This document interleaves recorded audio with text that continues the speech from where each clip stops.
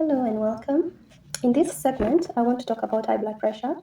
High blood pressure is a very common disease and a lot of people have it. According to statistics, out of 3 people with high blood pressure, one person is not even aware they have it and they're not taking medication for it, they're not being treated for it. I remember, especially when I was doing my internship, a lot of patients would show up with heart failure, stroke, and most of these conditions were caused by high blood pressure. I used to get sad because I was like, if people knew what's at risk, they would take the measures needed to control, to prevent, and to manage it. Stick around to learn about what high blood pressure is, what causes it, what are the symptoms, or what are the indicators that your blood pressure might be high, and what can you do.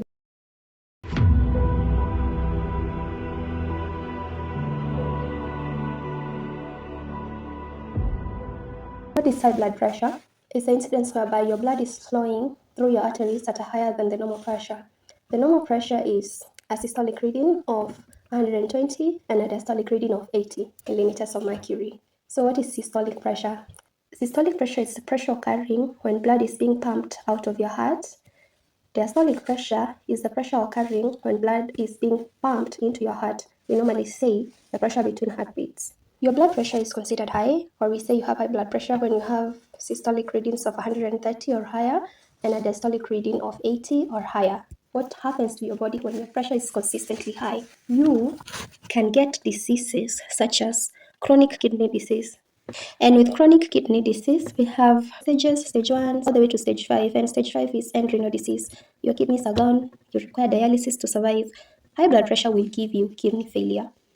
You can get a heart attack, heart failure, stroke, vascular dementia, eye damage, and an aneurysm. How do you control or lower your blood pressure?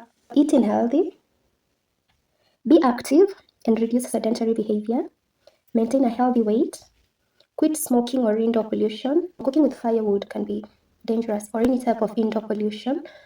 Reduce stress, get enough good quality sleep.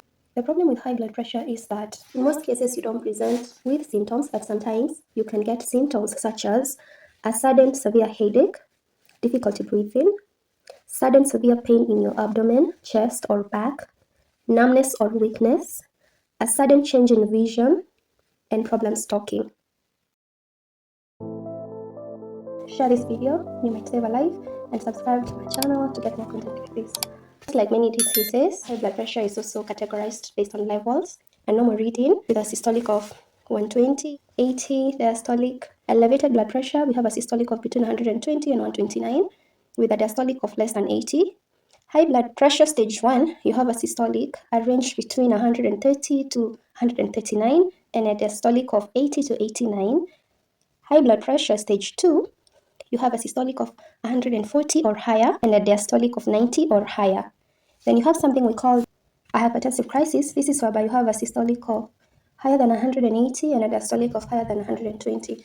A hypertensive crisis is quite serious. If you have a loved one or someone who has their pressures at 180 or higher, rush them to a hospital, a health center, even a chemist, because at this point you're at risk of getting a stroke, chronic kidney disease, heart failure. It's very serious. Don't sit around.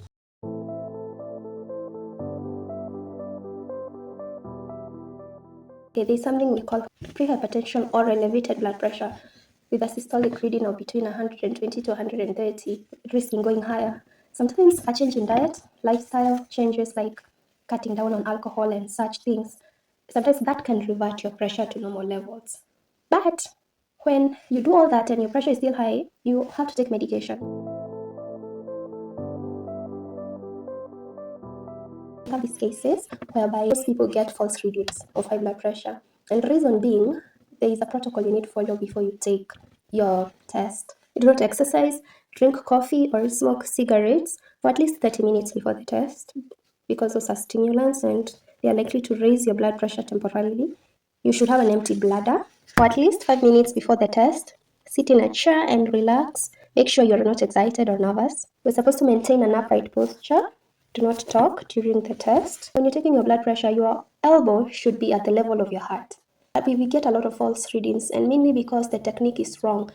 Your elbow should be at your heart level and you should maintain an upright posture. To diagnose or to confirm that you have high blood pressure, take 2 or more readings at different intervals, things like pain, presence of a disease, that can sometimes temporarily raise your blood pressure. It doesn't necessarily mean you have. So, in absence of a disease or pain, you're at least required to have more than one reading at different intervals to confirm you have high blood pressure. So, who are the people at risk of getting high blood pressure?